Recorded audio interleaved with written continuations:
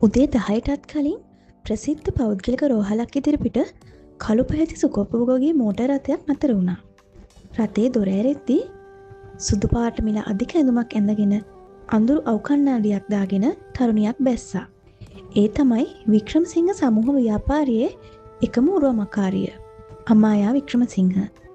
රෝහල දිහා බලපු ඇයගේ මුහුණේ පෙනුනි අප්‍රසාදයක්. මට හොස්පිටල් කියන්නේ හරිම එපා කරපු තැනක්. ඇය කේන්තියෙන් මිමිනුවා.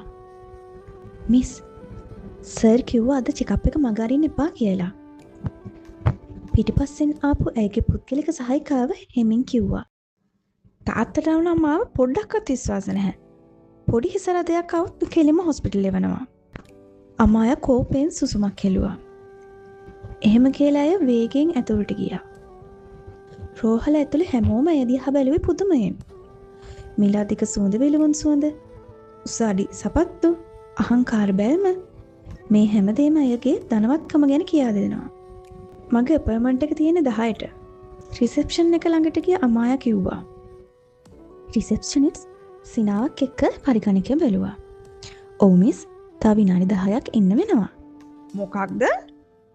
අමායාගේ හඬ එකපාරට මුස් වුණා. මම කවදාවත් බලාගෙන ඉන්නේ නැහැ. ඩොක්ටර් හදිසියේ ලෙඩෙක්ව බලනවා මිස්. රිසෙප්ෂනිස්ට් අපහසුවෙන් කිව්වා. අමායා උපහාසයෙන් නිනා වුණා. අමායා යමක් කියන්න සැරසුණත් ඇයගේ බැල්ම එකවරම කොරිඩෝර දිගේ ඇවිදගෙන එන පුද්ගලයෙක් වෙත නතර වුණා.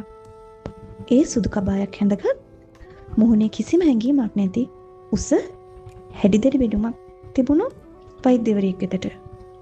ඔහුව දැක්ක හැම හෙදියක්ම ගෞරවයෙන් පැත්තකට වුණා. ඒත් ඔහු කිසිම කෙනෙක් දිහා බලලා hina වුණේ නැහැ. ඍජුවම ඉදිරියට ඇවිදගෙන ආවා. මිස්, ඒ තමයි ඩොක්ටර් ආදිත්‍ය සෙනෙවිරත්න. රිසෙප්ෂනික් හිමිහිට කිව්වා. අමායා ඔහු දිහා මොහොතක් තව බලාගෙන හිටියා. අහංකාර ඩොක්ටර් කෙනෙක් ඇයි හිතින් හිතුවා. ඒත් ඒ මොහොතේම ආදිත්‍යගේ ඇස් අමායාගේ ඇස් එක්ක මුණ ගැහුණා. තත්පර කිහිපයක් දෙන්නාම නිහඬව එකිනෙකා දිහා බලාගෙන හිටියා. ඊළඟ මොහොතේ ආදිත්‍ය කිසිම වචනයක් නොකිය ඇය පහු කරගෙන ඇවිදගෙන ගියා. අමායාගේ මුහුණ කේන්තියෙන් රතු වුණා. අමායාගේ ජීවිතේ පළවෙනි වතාවට කිසිම අවධානයක් නොදී, කිසිම විශේෂ සැලකිල්ලක් නොදී කෙනෙක් ඇයව සම්පූර්ණයෙන් නොසලකා හැරියා. ප්‍රතිකාර රැගෙන රෝහලෙන් එළියට ආවත් අමායාගේ හිතේ තිබුණේ එකම කෙනෙක් ගැන. ඩොක්ටර් ආදිත්‍ය සෙනෙවිරත්න, ඔයා තමයි පළවෙනියා. මාව දැකලත් නොදැක්ක වගේ ගිය. ඇය කේන්තියෙන් මුමුණා ගත්තා. හවස නගරයේ සුඛෝපභෝගී කැපේක අමායා ඉස්සරෙන් වාඩිලා හිටියේ ඇඟේ හතුම විතුරිය නෙතුමි. ඉතින් අද හොස්පිටල් එකේ මොකද වුනේ? අමායා කෝපෙන් කෝපි කෝපය මේසෙ මත තැබුවා. මම ජීවිතේ පළවෙනි වතාවට මාව ගණන් නොගත්ත කෙනෙක් දැක්කා. නෙතුමගේ ඇස් ලොකු වුණා. මොකක්?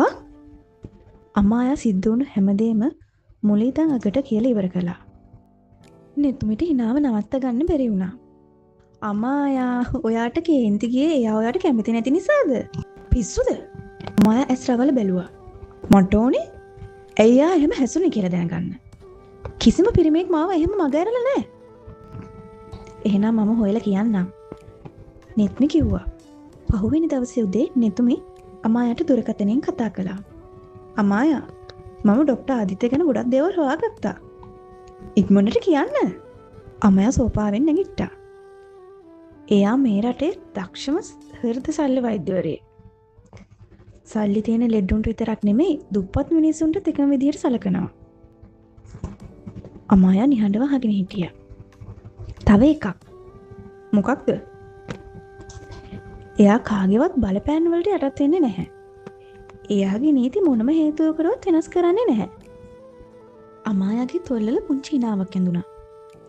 හරි. එහෙනම් මට එයාව ආයෙත් හමු වෙන්න ඕනි. අමායා, මේ පාර මොනවද කරන්න හදන්නේ? දන්නේ නැහැ. හැබැයි මේ කතාව මෙතනින් ඉවර වෙන්නේ නැහැ. අමායා hina වෙලා කිව්වා. පහුවෙනිදා උදේ 9ට විතර අමායා රෝහලට යන පිටත් වුණා. එයාට ඕනි Taman කවුද කියලා ඩොක්ටර් ආදිත්‍යට හඳුන්වන්න. අමායා රෝහල ඇතුළට යනකොටම ආදිත්‍යව දැක්කා. ආදිත්‍ය රෝහල් කොරිඩෝර දිගේ ඉදිරියට ඇවිදගෙන යමින් හිටියා. සුදු කබායේ සාක්කුවක අත් දෙක රඳවගෙන වෙනද වගේම නිහඬ මොහොනකින් ඔහු තමන්ගේ ගමන ඉදිරියට ගෙන ගියා. ඒත් ඔහුට පිටුපසින් වේගයෙන් පැමිණි අඩි සද්දයක් ඇහුණා. "ඩොක්ටර්!" ආදිත්‍ය නතර වුණා. ඔහු හැරී බැලුවා. "ඔයා ඩොක්ටර් ආදිත්‍ය සෙනවිරත්න නේද?" අමායා හිනාවක් දාගෙන කතා කළා. ඒත් ආදිත්‍යගේ මුහුණේ කිසිම හිනසක් වුණේ නැහැ. "ඔව්." එච්චරයි. අමායා තත්පරයක් නිහඬ වුණා. ඇය බලාපොරොත්තු වුණේ ඊට වඩා දෙයක්. අඩුම තරමේ ඔබ කවුද කියලා හරි අහයි කියලා. ඒත් ආදිත්‍යගේ ඇස්වල තිබුණේ සාමාන්‍ය රෝගියෙක් දිහා බලන වෛද්‍යවරයෙකුගේ බැල්මක් විතරයි. "මම මායා වික්‍රමසිංහ." අමායා හිනාවක් දාගෙන තමන්ව හඳුන්වා දුන්නා. ආදිත්‍ය නිහඬවම ඇය දිහා බැලුවා. "හරි." අමායාගේ හිනාව මොහොතකට නතර වුණා. "හරි?" "ඔව්." ආදිත්‍ය උරලෝසු දිහා බැලුවා. "ඔබට මගේ මොනවා හරි අහන්න තියනවද?" අමායාගේ ඇස් තරමක් ලොකු වුණා. "මම නිකන් ඔයාව හම්බ වෙන්න ආවේ. ඒකට අපොයින්ට්මන්ට් එකක් දාගන්න." "මට අපොයින්ට්මන්ට් එකක් ඕනේ නෑ. මට ඔයා එක්ක කතා කරන්න ඕනේ. දැන් මට වෙලාවක් නෑ." ආදිත්‍ය එහෙම කියලා නැවත හැරුණා. අමායා ඉක්මනින්ම කතා කළා. "මම වික්‍රමසිංහ සමූහ ව්‍යාපාරයේ එකම දුව." ආදිත්‍ය තමන් ගමන් කරන්න හදපු එක නැවතුවා. අමායාගේ මුහුණේ ජයග්‍රාහී හිනාවක් ඇඳුණා. ඇය හිතුවේ ඔහු දැන්වත් තමන් කවුද කියලා තේරුම් ගනීවි කියලා. ඒත් ආදිත්‍ය සෙමෙන් හැරි ඇය දිහා බලලා කිව්වා, "ඒක මට දැනගන්න ඕන දෙයක් නෙමෙයි." අමායාගේ හිනාව සම්පූර්ණයෙන්ම නැති වුණා. "මොකක්?" "ඔබ රෝගියෙක් නම් ඔබේ සෞඛ්‍ය තත්ත්වය ගැන කතා කරමු. ඔබ කාගේ දුවද, කොච්චර සල්ලි තියනවද කියන එක මගේ ප්‍රතිකාරවලට අදාළ වෙන්නේ නැහැ."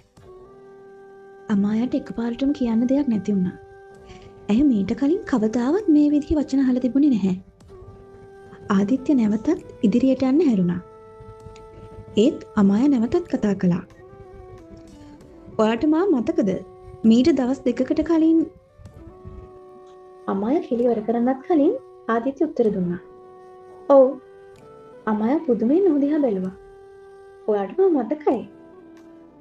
ඔයා රෝහලේ රිසෙප්ෂන් එක ළඟ හිටපු කෙනෙක්." ආදිත්‍ය කිසිම හැඟීමක් නැතුව තවදුරටත් කිව්වා. "ඒක විතරයි." එහෙම කියලා ඔහු ඉදිරියට ඇවිදගෙන ගියා. අමායා ඔහු යන දිහා බලාගෙන නිහඬව හිටියා. "හරි. ඩොක්ටර් ආදිත්‍ය, එහෙනම් අපි ආයෙත් හම්බ වෙමු." ඇය හිමින් නිමිනුවා. ඊළඟ දවසේ උදෑසන අමායාගේ නිවස වෙනදාට වඩා නිහඬයි. අමායා කාමරයේ සෝපාවකදී වෛද්‍ය වාර්තා කිහිපයක් දිහා බලමින් සිටියා. ඒව අමායාගේ වාර්තා නෙවෙයි. අමායාගේ තාත්තගේ වාර්තා. වික්‍රමසිංහ සමූහ ව්‍යාපාරයේ සභාපතිවරයා වූ විජේ වික්‍රමසිංහට කාලයක් තිස්සේ තිබුණු හෘද රෝග තත්ත්වයක් පහුගිය සතියේ සිදු කළ පරීක්ෂණ කිහිපයකින් නැවතත් තහවුරු වුණා. ඔහුගේ හෘද කපාටයක ඇති වූ ගැටලුවක් නිසා ඉදිරියේදී ශල්‍ය කර්මයක් අවශ්‍ය විය හැකි බව ඔහුගේ වෛද්‍යවරයා පවසා තිබුණා. ඒ නිසාම ඔහුට හෘද ශල්‍ය වෛද්‍යවරයෙකුගෙන් විශේෂ මතයක් ලබා ගන්න කියලා නිර්දේශ කරලා තිබුණා. "මේක හොඳ හේතුවක් මට ඔයා හම්බ වෙන්න." අමායා ඩොක්ටර් ආදිත්‍ය මතක් කරමින් හිමින් කිව්වා. අමායා වාර්තා ටික අරගෙන නැගිට්ටා. පැයකට විතර පසු අමායා නැවතත් එම රෝහලට පැමිණියා. ඒත් අද අයගේ හැසිරීම වෙනද වගේ නෙවෙයි. රිසෙප්ෂන් එක ළඟට ගිහින් කාර්ය මණ්ඩලයට කය ගහන වෙනුවට ඇය සංසුන්ව කතා කළා.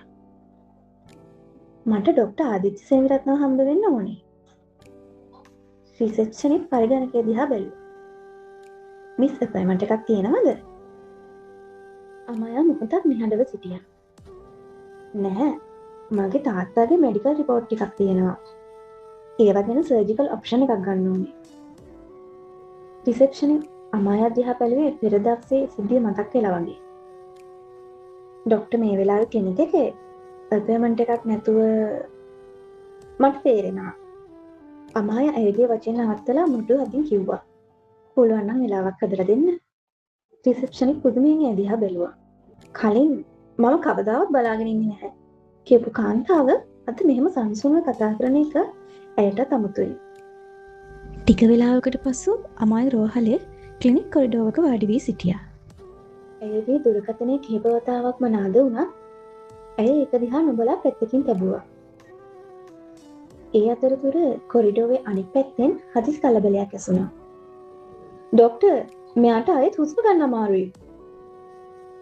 අමායා ඒ පැත්තට හැරී බැලුවා.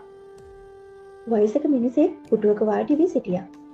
ඔහු සමග සිටියේ අවුරුදු 30කටත් අඩු වගේ පෙනුණු කාන්තාවක්. ඇය බය වෙලා වගේ වටපිට බලමින් සිටියා. ඒ මොහොතේම ආදිත්‍ය එතනට පැමිණියා. පැත්තකට වෙන්න. ඔහුගේ හඩ දැඩි වුණා. කලබලයක් තිබුණේ නැහැ. ඔහු වයසක මිනිසා පරීක්ෂා කරමින් එදිට අවශ්‍ය උපදෙස් ලබා දුන්නා.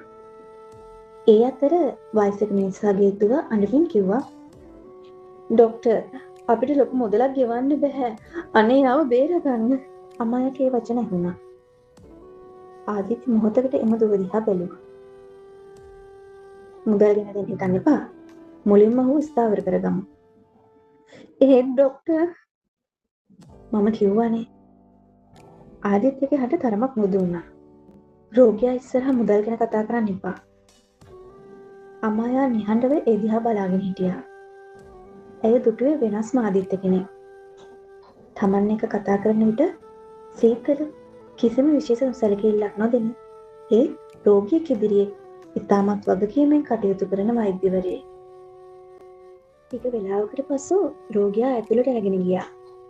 ඔහුගේ දුව තවමත් අඬනවා. ආදිත්‍ය ඇය ළඟට ගිහින් කිව්වා, බය වෙන්න එපා. අපි අවශ්‍ය ප්‍රතිකාර කරනවා. ඒ වචන කිහිපය ඇයට සැනසීමක් වුණා. ආදිත්‍ය නැවත හැරී යන්න ගියත් ඔහුගේ ඇස් අමායා මතට වැටුණා. ඔවුන්ගේ ඇස් නැවතත් මුණ ගැහුණා. මෙවර අමායාට ඔහු ගැන හිතපු පළමු අදහස මතක් වුණා. අහංකාර ඩොක්ටර් කෙනෙක්. ඇයගේ හිත ඇතුළෙන්ම ඒ අදහස වෙනස් වුණා. එයා අහංකාර නෙමෙයි. එයා හැමෝටම එක විදිහට සැලකෙන කෙනෙක්. ආදිත්‍ය ඇය ළඟට ආවා. ඔයා? අමායා වහාම අතේ තිබුණු ෆයිල් එක උඩ දිගු කළා. මගේ තාත්තගේ රිපෝට්ස්. ආදිත්‍ය ෆයිල් එක අතට ගත්තා. ඔයාගේ තාත්තට මොකක්ද වෙලා තියෙන්නේ? හෘද කපාටයක ගැටලුවක් තියෙනවා. තාත්තගේ වෛද්‍යවරයා සර්ජරි එකක් අවශ්‍ය වෙන්න පුළුවන් කියලා කිව්වා. ඒ නිසා ඔයාගෙන් සර්ජිකල් ඔප්ෂන් එකක් ගන්න කියලා ආවේ. ආදිත්‍ය හිස සලලා කිව්වා, හරි, මේ රිපෝට්ස් මම බලන්න. අම්මයා නිහඬව ඔහු දිහා බැලුවා. ඩොක්ටර්, ඊයේ මම ඇයගේ වචන නතර වුණා. ආදිත්‍ය ඇය දිහා බැලුවා. අමායට ඇගේ ජීවිතේ පළවෙනි වතාවට සමාව ඉල්ලන එක ටිකක් අමාරු වුණා. මොකද අමාය කවදාවත් කෙනෙක් ඉදිරියේ තමන්ගේ හැසිරීම ගැන පැහැදිලි කිරීමක් කරලා තිබුණේ නැහැ. අවසානයේ ඇය හිමින් කිව්වා, මම මේ ටිකක් වැඩිපුර කතා කළා. ආදිත්‍යගේ මුහුණේ කිසිම වෙනසක් වුණේ නැහැ. ඒකට ප්‍රශ්නයක් නැහැ. ඔහු ෆයිල් එක වසාගත්තා. ඔයාගේ තාත්තව ඊළඟ දවසේ එක්කගෙන එන්න. අමායා හිස සැලුවා. හරි. ඇය හැරෙන්න ගියා. ඒත් අඩි දෙකක් ගිහින් නැවත නතර වුණා. ඩොක්ටර්, ආදිත්‍ය එදිහා බැලුවා. ස්තුතියි, අමායා කිව්වා. ආදිත්‍ය මොහොතක් අමායා දිහා බලාගෙන හිටියා. ඊයේ ඔහු ඉදිරියේ තමන්ගේ නම සහ පවුලේ බලය ගැන කියපු අමායා අද තමන් ඉදිරියේ සරලව ස්තුතියි කියලා කිව්වා. ආදිත්‍ය මුකුත් නොකිය මද සිනාවක් පෑවා. අමායා රෝහලෙන් පිටරට පැමිණියා. ඒ අතරතුර ඇගේ දුරකථනය නාදුණා. නිතුමේ. හෙලෝ. අමායා, ඔයා ආයෙත් හොස්පිටල් ගියේ ඇයි? අමායා මොහොතක් නිහඬව හිටියා. ඉන්පසු ඇය hina වෙලා කිව්වා, තාත්තගේ රිපෝට්ස් අරගෙන ආවා. ඒක විතරද? නිතුමේ සැකයෙන් ඇහුවා. අමායා කිසිවක් නොකිය රෝහලේ වීදුරු දොර දිහා ආපසු හැරී බැලුවා. ඊට පස්සේ හිමින් කිව්වා, ඔව්, දැනට ඒක විතරයි. දින දෙකකට පසු උදෑසන වික්‍රමසිංහ පවුලේ කළු පැහැති මෝටර් රථය රෝහලේ ප්‍රධාන දොරටු ඉදිරිපිට නතර වුණා. මෙවර අමායා තනියම බැස්සේ නැහැ. රථයේ අනිත් දොර ඇරි විජේ වික්‍රමසිංහ සෙමින් එළියට බැස්සා. වයස අවුරුදු 60කට ආසන්න ඔහු ශක්තිමත් පෙනුමක් තිබුණු පුද්ගලයෙක්. නමුත් පහුගිය දින කිහිපයේදී ඔහුගේ මුහුණේ තිබුණු වෙහෙස අමායාට හොඳින් පෙනුණා. තාත්තේ හිමින් අමායා ඔහුගේ අත අල්ලාගෙන කිව්වා. මට පුළුවන් දුව. විජේ hina වුණා. ඔයා මාව ලෙඩෙක් වගේ අරගෙන යන්නේ. ඔයා ලෙඩෙක් තමයි. අමායා කේන්තියෙන් වගේ කිව්වා. ඇඟේ හදේ තිබුණේ ආදරේ. විජේ මොහොතක් ඒ දිහා බැලුවා. ඔයා වෙනස් වෙලා. මම ඔව් කියලා හො hina වුණා. කලින් මම හොස්පිටල් එකට යන්න කිව්වම ඔයා කියන්නේ අපිට සල්ලි තියෙනවා. හොඳම ડોක්ටර් ගෙදරට ගෙන්නමු කියලානේ. අමායා මදක් ලැජ්ජාවෙන් hina වෙලා කිව්වා. දැන් හොඳම ડોක්ටර් ගාවටම තමයි ආවේ. අපොයින්ට්මන්ට් එක තිබුණේ උදේ 10ට. ආදිත්‍යගේ කන්සල්ටේෂන් රූම් එකේ ඉතිරිපිට ඔවුන් වාඩි වී හිටියා. අමායාගේ දැස් නිතරම දොර දෙසට යොමු වුණා. අවසානයේ දොර ඇරුණා. මිස්ටර් වික්‍රමසිංහ ආදිත්‍යගේ හඬ ඇසුණා. අමායා වහම නැගිට්ටා. ඔව්. විජේ සෙමින් නැගිටිද්දී ආදිත්‍ය උළඟට පැමිණ ඔහුට වාඩි වෙන්න උදව් කළා. එමින් ආදිත්‍යගේ හඬ සාමාන්‍යයි. කිසිම විශේෂත්වයක් නැහැ. විජේ ඔහු දිහා බලාගෙන hina වුණා. ඔබ තමයි ડોක්ටර් ආදිත්‍ය? ඔව්. මගේ දුව ඔබ ගැන ගොඩක් කියලා තියෙනවා. අමායා එකපාරටම පියා දිහා බැලුවා. තාත්තේ මම මොනවද කිව්වේ? විජේ සනාසමින් කිව්වා.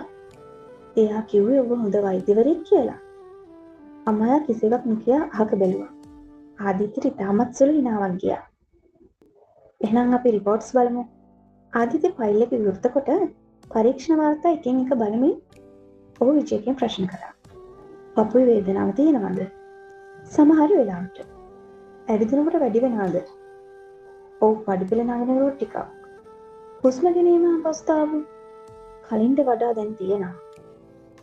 ආදිත්‍ය වාර්තා දෙස නැවතත් බැලුවා. අමායා ඔහුගේ මුහුණ දිහා බලාගෙන හිටියා. ආදිත්‍ය කිසිම දෙයක් නොකිය විනාඩි කිහිපයක් රිපෝට්ස් පරීක්ෂා කළා.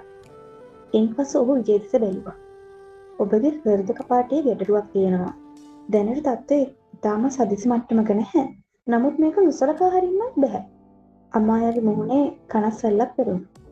ඔපරේෂන් එකක් කරන්න ඕනිද? ආදිත්‍ය අමා දිහා බැලුවා. ඊ තීරණය ගන්න කලින් තවත් පරීක්ෂණ කිහිපයක් කරන්න ඕන. ඒ කියන්නේ සර්ජරි එක අනිවාර්ය නෑ. දැනට එහෙම කියන්න බෑ. අමායා නිහඬ වුණා. ආදිත්‍ය තවදුරටත් පැහැදිලි කළා. ඔයාගේ තාත්තගේ වයස, හෘදේ ක්‍රියාකාරීත්වය, කපාටේ ගැටලු ප්‍රමාණය මේ හැම දෙයක්ම බලලා තීරණය ගන්න ඕන. විජේ හිත සැලුවා. තේරුණා ડોක්ටර්. ආදිත්‍ය ප්‍රෙස්ක්‍රිප්ෂන් කිහිපයක් ලියන්න පටන් ගත්තා. මේ පරීක්ෂණ ටික කරන්න. ඒ රිපෝට්ස් අරගෙන ආයෙත් එන්න. අමායා ෆයිල් එක ගන්න අත දිගු කළා. මම බලාගන්නවා. ආදිත්‍ය එදියා බැලුවා. ඔයා තාත්තට වෙලාවට බෙහෙත් ගන්න මතක් කරන්න. ඒක වුණ අමායාගේ තාත්තා hina වුණා.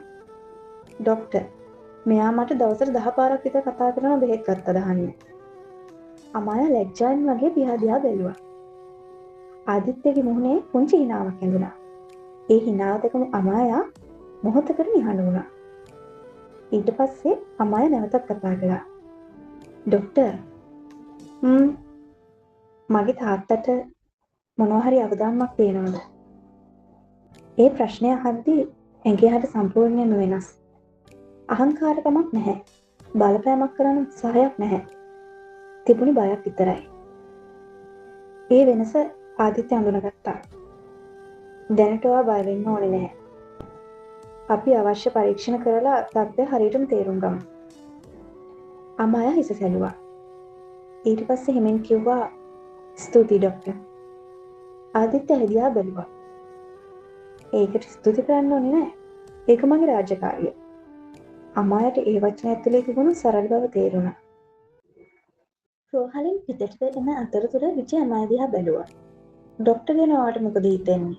අමායා වහාම තාත්තා දෙස බැලුවා. මොකුත් නෑ තාත්තේ. අමායා සහ එහුගේ තාත්තා රෝහලේ ප්‍රධාන දොරටුව ළඟ ඔවුන්ගේ වාහනය පැමිණෙන තෙක් මොහොතක් නතර වුණා. අමායා මදක් වුමනාවෙන් වටපිට බැලුවා. රෝගීන්, ඔවුන්ගේ පවුල්, හෙදියන්, වෛද්‍යවරු ඊයේ වෙනකම් මේ හැමෝම දිහා අමායා බැලුවේ Tamanට වඩා පහළින් ඉන්න මිනිස්සු විදිහට. ඒත් අද අමායාට එහෙම දැනුනේ නැහැ. පහුවෙනිදා උදේ අමායා වික්‍රමසිංහ සමූහ ව්‍යාපාරයේ ප්‍රධාන කාර්යාලයට පැමිණියා. සාමාන්‍යයෙන් ඇය කාර්යාලයට ඇතුළු වෙද්දී රිසෙප්ෂන් එකේ සිටින සේවකයන් හැමෝම නැගිටලා ආචාර කරනවා. ඇයත් කිසිම ප්‍රතිචාරයක් නොදක්වා කෙලින්ම තමන්ගේ කැබින් එකට යනවා. ඒත් අද අමායා රිසෙප්ෂන් එක ළඟදී නතර වුණා. "Good morning." රිසෙප්ෂන් පුදුමයෙන් එදිහා බැලුවා. "Good morning miss." අමායා මදක් hina වුණා. "ඔයාගේ නම සඳුනි මිස්." "හරි සඳුනි." අමායා එහෙම කියලා ඉදිරියට ගියා. සඳුනි තවමත් අමායාගේ දිහා බලාගෙන හිටියා. දවල් අමායාගේ කැබින් එකට නිතුමිය ආවා. "අමායා, ඔයාට උනද?" අමායා නිතුමිය දිහා බැලුවා. "ඇයි? ඔයා අද උදේ රිසෙප්ෂන් එකේ කෙනෙක්ට hina වෙලා කතා කළාලු?" අමායා සිනාසුණා. "මට hina වෙන්න බැරිද?" "පුළුවන්." නිතුමිය ඉදිරි පිටින් වාඩි වුණා. "ඒත් මේ වෙනස හදිසියෙම ආවේ කොහොමද?" අමායා මොහොතක් නිහඬ වෙලා හෙමින් කිව්වා. "මට හිතෙන්නේ මම කලින් මේ සුදියා පැරදි විදිහට බැලුවා." නිතුමිය පුදුමයෙන් ඒ දිහා බැලුවා. "ඔයා මේක කියන්නේ ඇත්තටමද?" "ඔව්." "ආදිත්‍ය නිසාද?" අමායා ඒකට පිළිතුරක් දුන්නේ නැහැ. "අමායා..." නිතුමිය සිනාසුණා. "ඔයාට එයා ගැන කැමැත්තක් ඇති වෙලාද?" "නෑ පිස්සුද, අනේ එහෙම නෑ." අමායා ඉක්මනින් කිව්වා. ඒ සතිය පුරාම අමායාගේ හැසිරීම ටිකෙන් ටික වෙනස් වුණා. කාර්යාලයේ සේවකයෙකුට ඇයි පළවෙනි වතාවට ස්තුති කළා. රියදුරට කෑ ගහන වෙනුවට හෙමින් යමු කියලා කිව්වා. මේ හැම වෙනසක්ම කුඩා දේවල් වුණා. අමායාගේ ලෝකයේ ඇතුළේ විශාල වෙනස්කම් වුණා. ඊළඟ සතියේ බ්‍රහස්පතින්දා උදෑසන අමායා නැවතත් රෝහලට පැමිණියා. අමායාගේ අතේ තාත්තගේ අලුත් වාර්තා කීපයක් රිසෙප්ෂන් එක පහු කරගෙන කොරිඩෝර දිගේ ඇවිදගෙන යද්දී ඉදිරින් ආදිත්‍ය නා දැකලා අමායා සිමෙන් නතර වුණා. ඔහුගේ අතේ තිබුණේ ෆයිල් කිහිපයක්. වෙනදා වගේම මුහුණේ කිසිම විශේෂ හැඟීමක් නැහැ. අමායා hina වුණා. "Good morning doctor." "Good morning." Aditya කිව්වා. නමුත් ඔහු නතර වුණේ නැහැ. අමායා ඔහු සමග එකට ඇවිදගෙන යන්න පටන් ගත්තා. තාත්තගේ රිපෝට්ස් අරගෙන ආවා. "හරි, කන්සල්ටේෂන් එකේදී බලමු. ඔයාට අද ගොඩක් වැඩද?" "ඔව්." "දවල් කෑම කන්න වෙලාවක්වත් තියෙනවද?" ආදිත්‍ය ඇය දිහා බැලුවා. "ඒක මගේ ප්‍රශ්නයක්. මම නිකන් ඇහුවේ." ආදිත්‍ය මුකුත් නොකිය ඉදිරියට ගියා. අමායා ඔහු යන දිහා බලාගෙන හිටියා. හැබැයි ඇගේ මුහුණේ තිබුණ පුංචි කලකිරීමක්. කන්සල්ටේෂන් එක අතරතුර ආදිත්‍ය තාත්තගේ රිපෝට්ස් පරීක්ෂා කළා. "ප්‍රතිඵල හොඳයි. මේ වෙලාවේ සර්ජරි එකක් අවශ්‍ය වෙන්නේ නැහැ." අමායාගේ මුහුණ එකපාරටම සැහැල්ලු වුණා. "ඇත්තටම?" "ඔව්." අමායාගේ තාත්තත් සැනසුම් හෙළුවා. "එහෙනම් මට තව ටික කාලයක් මගේ වැඩ කරගන්න පුළුවන්." ආදිත්‍ය hina වුණා.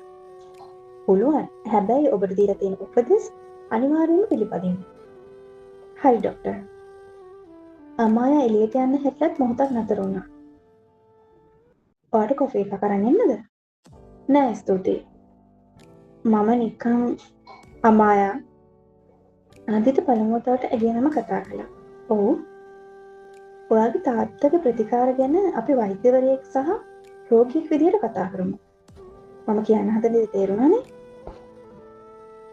අමායාගේ මුහුණ මදක් වෙනස් වුණා. "මට තේරුණා." "හොඳයි." ආදිත්‍ය ෆයිල් එක වැහුවා. "එහෙනම් අපි ඊළඟ පේමන්ට් එකේදී හම්බෙමු." අමායා හිස සැලුවා. රෝහලින් පිටතට එන අතරතුර අමායා කිසිම දෙයක් කතා කළේ නැහැ. "මොකද?" අමායාගේ තාත්තා ඇහුවා. "මොකුත් නෑ." "ડોක්ටර් මොනවා හරි කිව්වද?" "නැහැ." අමායා ගෙදර ගියා. ආදිත්‍යගේ වචන නැවත නැවතත් අගේ මතකයට ආවා. "අපි වෛද්‍යවරයෙක් සහ රෝගියෙක් විදිහට කතා කරමු." ඒ වචනයට අමුතු විදිහට දැනුණා. එදා රාත්‍රියේ අමායා කාමරයේ ඇඳමතට වී දුරකථනය අතේ තියාගෙන හිටියා. නිතුමිට මැසේජ් එකක් යවන්න ටයිප් කළා. "අද මට එයාව හම්බ වුණා." ඊළඟට එක මොකද? නැවත ටයිප් කළා. "ආදිත්‍ය මට කැමති නෑ වගේ." ඒකත් මොකද යනවා. අවසානයේ දුරකථනය පැත්තකින් තැබුවා. "මට මොකද වෙලා තියෙන්නේ?" ඇය තමන්ගෙන්ම ඇහුවා. මම එයාට කැමති වෙලාද? ඇය සොසා ගත්තා. ඊළඟ දවසේ උදේම අමායා නිතුමුව හමු වෙන්න ගියා. මට දෙයක් කියන්න තියෙනවා. නිතුමි අමායා දිහා බැලුවා. මොකක්ද? අමායා මොහොතක් නිහඬව හිටියා. මට හිතෙන්නේ මම ආදිත්‍යයට කැමතියි. නිතුමිගේ මුහුණේ පුංචි හිනාවක් ඇඳුණා. මට ඒක කලින්ම තේරුණා. අමායා එස්රවල බැලුවා. ඒ ප්‍රශ්නේ තියෙන්නේ මොකක්ද? අමායා සුසුමක් කෙළුවා. එයා මට කැමති නැහැ. සමහර විට එයා අකමැති පරණ අහංකාරම අමායට වෙන්න ඇති. දැන් ඔයා වෙනස්. ඒක එයාට පෙන්වන්න. එතකොට කැමති වෙයි. ඉතින් තියාගෙන ඉන්න නැතුව ඉක්මනට අහන්න. ඔව් මම එයාව හම්බ වෙන්න ඕනි. අමායා කිව්වා. එදා හවස අමායාගේ තාත්තා ඇයට හදිසියෙ ගෙදර එන්න කිව්වා. තාත්තේ ඇයි හදිසියෙ එන්න කිව්වේ? අද රෑ කෑමට ගෙදරට අමුත් එක්කෙනවා. අමුත්තේ? ඔව් අපේ අලුත් බිස්නස් පාර්ට්නර් කෙනෙක්. ඔයාට හඳුන්වලා දෙන්න ඕනි. අමායාගේ මුහුණේ කිසිම උනන්දුවක් වෙන්නේ නැහැ. ඇය ඇහුවා. මම ඉන්නම ඕනේද? ඔව් තාත්තේ. අමායා ඔයා ඉන්නම ඕනි. අනික එයාගේ පවුල අපේ එක්ක අවුරුදු ගණනාවක් වැඩ කරපු පවුලක්. හරි මම ඉන්නම්. අමායා සුසුමක් කෙළුවා. රාත්‍රී 7ට පමණ වික්‍රමසිංහ නිවසේ ප්‍රධාන දොරටුව ඉදිරිපිට කළු පැහැති මෝටර් රථයක් නතර වුණා. රථයෙන් බැස්සේ අවුරුදු 30කට ආසන්න තරුණයෙක්. උස පිළිවෙලට ඇඳුම් ඇඳගත් සංසුන් පෙනුමක් තිබුණ ඔහුගේ නම රවින්ද්‍ර ජයවර්ධන. ඔහුගේ පියා ජයවර්ධන සමූහ ව්‍යාපාරයේ ප්‍රධානියා. රවින්දු අමායාගේ තාත්තා සමග කතා කරමින් නිවස ඇතුළට පැමිණියා. ඒ වෙලාවේ පඩිපෙළ දිගේ පහළට එමින් සිටි අමායා ඔවුන් දෙස බැලුවා. අමායා, මේ රවින්දු ජයවර්ධන. අපි අලුතින් එකට වැඩ කරන්න යන ප්‍රොජෙක්ට් එකේ එයත් ඉන්නවා. අමායාගේ තාත්තා කිව්වා. රවින්දුගේ ඇස් අමායා මත මොහොතකට නතර වුණා. ඒක අමායාගේ තාත්තා දැක්කා. රවින්දු මේ මගේ දුව අමායා. රවින්දු සිනාසී කිව්වා, ඔයාව හඳුනා ගන්න ලැබීම සතුටක්. මටත්. අමායා එහෙම කියලා ඉදිරියට ගියා. රවින්දු ඇයම දිහා මොහොතක් බලාගෙන හිටියා. රාත්‍රී කෑම අතරතුර ව්‍යාපාරික සාකච්ඡා පැවැත්වුණා. රවින්දුත් අමායාත් එකම මේසයේ වාඩි වී සිටියා. අමායා, මේ ප්‍රොජෙක්ට් එකේ ක්‍රියේටිව් සයිඩ් එක ඔයා බලාගත්තොත් හොඳයි. අමායාගේ තාත්තා කිව්වා. හරි තාත්තේ. රවින්දු අමායාගේ දිහා බැලුවා. ඔයාට බිස්නස් ෆීල්ඩ් එක ගැන ගොඩක් එක්ස්පීරියන්ස් තියෙනවද? තාත්තත් එක්ක වැඩ කරලා තියෙනවා. එහෙනම් අපිට වැඩ කරන්න එක ලේසි වෙයි. අමායා හිසසලා බලමු කිව්වා. රවින්දු ඉන්නා වුණා. ඔහුට අමායාගේ සීතල හැසිරීම පවා ආකර්ෂණීය වගේ දැනුණා. කෑමෙන් පසු රවින්දු අමායා සමග තනිව කතා කරන අවස්ථාවක් ලැබුණා. අමායා, මට දෙයක් කියන්න පුළුවන්ද? කියන්න. රවින්දු මොහොතක් කල්පනා කළා. ඔයා හිතන්නේ නැතුව ඇති ඒත් මම ඔයාව කලින් දැකලා තියෙනවා. අමායා පුදුමයෙන් බැලුවා. කොහෙද? බිස්නස් ඉවෙන්ට් එකකදී. මාස කිහිපයකට කලින්. මට මතක නැහැ. මම දන්නවා. ඒත් මට මතකයි. අමායා නිහඬව හිටියා. ඇත්තටම මම අද මෙහෙට ආවේ බිස්නස් මීටින් එකකට. ඒත් ඔයාව දැක්කට පස්සේ ඔහු මොහොතක් නතර වුණා. මට හිතෙන්නේ මට ඔයාව තව ටිකක් අඳුර ගන්න ඕන. අමායා රවින්දුගේ අදහස් තේරුම් ගත්තා. රවින්දු, ඔයා කියන්න හදන දේ මට තේරෙනවා. රවින්දු ඉනා වුණා. එහෙනම් අමායා සෙමින් හිස වෙනවා. මට ඒ විදිහට ඔයාගෙන හිතන්න බෑ. රවින්දුගේ ඉනාව මොහොතක් නතර වුණා. ඒකට හේතුවක් තියෙනවද? අමායා පිළිතුරු දෙන්න පෙර තත්පර කිහිපයක් නිහඬව හිටියා. ඊට පස්සේ හෙමින් කිව්වා, මගේ හිතේ දැනටමත් කෙනෙක් ඉන්නවා. රවින්දුගේ මුහුණේ කුණුබයක් වුණා. ඔයා යාට ආදරේද? ඔහු ඇහුවා. අමායා ඒ ප්‍රශ්නයට එකපාරටම පිළිතුරු දුන්නේ නැහැ. ඇය තවමත් ආදරය කියන වචනේ කියන්න තරම් තමන්ගේ හැඟීම් ගැන විශ්වාසයෙන් හිටියේ නැහැ. මම දන්නේ නැහැ. ඒත් මට වෙන කෙනෙක් ගැන හිතන්න ඉඩක් නැහැ. එයා ඔයාට කැමතිද? අමායාගේ මුහුණේ පුංචි වේදනාකාරී හිනාවක් එවුණා. ඒක තමයි මම දන්නේ නැත්තේ. රමිතුට ඒ වචන ඇහුණාම තේරුණා ඇය Tamanට ප්‍රතික්ෂේපයක් දුන්නේ වෙන කෙනෙක් නිසා. ඒත් ඒ කෙනා තවම එම තෝරාගෙන නැති වුණත් ඇගේ හදවත දැනටමත් ඔහුට ඉඩ දීලා තිබුණා. රමිතු සෙමෙන් හිස හැලුවා. හරි, මම ඔයාට බල කරන්නේ නැහැ. අමායා ඔහු දිහා බැලුවා. ස්තුතියි. හැබැයි මම ඉක්මනින් අතහැරලා දාලා යන්නෙත් නෑ. අමායා මදක් පුදුමයෙන් ඔහු දිහා බැලුවා. රමිදු, මම දන්නවා. ඔහු hina වෙමින් කිව්වා. ඔයාගේ හිතේ කෙනෙක් ඉන්නවා. ඒත් මම ඔයාට ගරු කරන නිසා ඔයාගේ තීරණයටත් ගරු කරනවා. පහුවෙනිදා උදෑසන අමායා වෙනදාට වඩා ඉක්මනින් රෝහලට පැමිණියා. ඇයගේ අතේ කිසිම මෙඩිකල් රිපෝට්ස් එකක්වත් තාත්තගේ අපොයින්ට්මන්ට් එකක්වත් තිබුණේ නැහැ. ඇය පැමිණි එකම හේතුව ආදිත්‍යව හමු වෙන්න. ඊයේ රවිඳුට තමන්ගේ හිතේ වෙනත් කෙනෙක් ඉන්නවා කියලා කියද්දී ඇයි තීරණයක් අරගෙන තිබුණා තවදුරටත් තමන්ගේ හැඟීම් අංගගෙන ඉන්නේ නැතුව අහන්න. ඒක වේදනාකාරී උත්තරයක් වුණා අඩුම තරමින් තමන්ට සහනයක් ලැබෙයි කියලා විශ්වාසයෙන්. රෝහලට ගිහින් අමායා රිසෙප්ෂන් එකෙන් ඇහුවා ඩොක්ටර් ආදිත්‍ය ඉන්නවද? ඔව් මිස්. ඒත් අපොයින්ට්මන්ට් එකක් මම දන්නවා. අමායා සංසුන්ව hina වෙලා කිව්වා. මට විනාඩි 2ක් විතර යාව හම් වෙන්න පුළුවන්ද කියලා අහලා බලන්න. ටික වෙලාවකට පසු අමායාට ඇතුළට එන්න අවසර ලැබුණා. අමායා දොර විවෘත කරලා ඇතුළට ගියා. ආදිත්‍ය කම්පියුටර් ස්ක්‍රීන් එක දිහා බලමින් හිටියා. අමායා ඔහු ඒ දිහා බැලුවා. ඔයාට මොකක් හරි මෙඩිකල් ප්‍රොබ්ලම් එකක්ද? නෑ. එහෙනම් අමායා දොර වසාගෙන හොදිරියේ වාඩි වුණා. මට ඔයා එක්ක දෙයක් කතා කරන්න ඕනේ. ආදිත්‍ය කම්පියුටර් එක වසා දෙන්න. කියන්න. අමායා ගැඹුරු හුස්මක් ගත්තා. මම දන්නවා.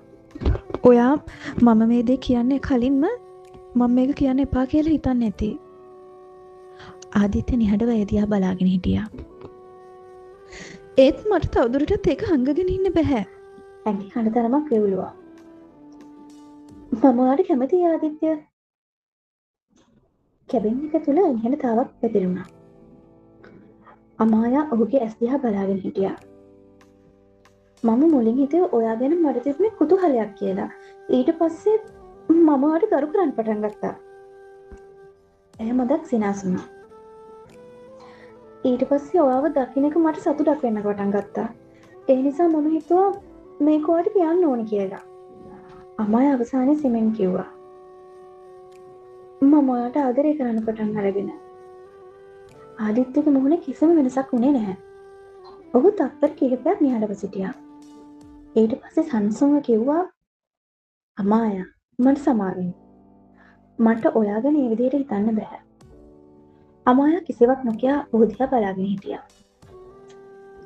ආදිත්‍ය තවදුරටත් කිව්වා ඒක ඔයාගේ වැරද්දක් නෙමෙයි. ඒත් මගේ ජීවිතේ ඒ වගේ සම්බන්ධතාවයකට ඉඩක් නැහැ. අමායාගේ ඇස්වල වේදනාවක් පෙනුනත් ඇය ඇඬුවේ නැහැ. හරි මට තේරෙනවා. අමායා නැගිට්ටා. දොර ළඟට ගිහින් මොහොතක් නතර වුණා. ආදිත්‍ය. ඔහු ඒ දිහා බැලුවා. මම ඔයාගෙන් කිසිම උත්තරයක් බලෙන් ඉල්ලන්නේ නැහැ. මට කියන්න ඕනේ මගේ හිතේ තියෙන දේ විතරයි. අමායා දොර විවෘත කළා. හොඳින් ඉන්න. ආදිත්‍ය කිසිවක් කිව්වේ නැහැ. අමායා දොර වහගෙන ගියා. අමායා පිට වෙලා ගිහින් මිනිත්තු කිහිපයක් යනකම් ආදිත්‍ය නිහඬව තමන්ගේ මේසය දිහා බලාගෙන හිටියා. ඔහුගේ හිතට අමුතු බරක් දැනුණා. අමායාගේ වචන තවමත් ඔහුගේ මතකයේ. ඔහු ඇස් වසාගෙන ගැඹුරු හුස්මක් ගත්තා. ඒ මොහොතේම දොර ඇරුණා. මචං ඇතුළට ආවේ ආදිත්‍යගේ හොඳම මිතුරා වූ කමිඳු. කමිඳුත් එම රෝහලේම වෛද්‍යවරයෙක්. ඔහු ආදිත්‍යගේ මුහුණ දිහා බලලා නතර වුණා. මොකද මේ මුහුණ? ආදිත්‍ය කිසිවක් කිව්වේ නැහැ. කමිඳු පුටුවක වාඩි වුණා. මම එළියේ හිටියේ. ඔයාල් කැබින් එකෙන් අමායා වික්‍රමසිංහ එළියට ගියා. ආදිත්‍ය ඔහු දිහා බැලුවා. මට හිතෙන්නේ ඔයාට ලොකු ප්‍රශ්නයක්. කමිඳු කිව්වා. මොකක්ද? වික්‍රමසිංහ සමූහයේ උරුමකාරී ඔයාට කැමතියි? ආදිත්‍ය සුසුමක් කෙළුවා. කවිඳු හරි හරි. කවිඳු අත් දෙක උස්සලා hina වුණා.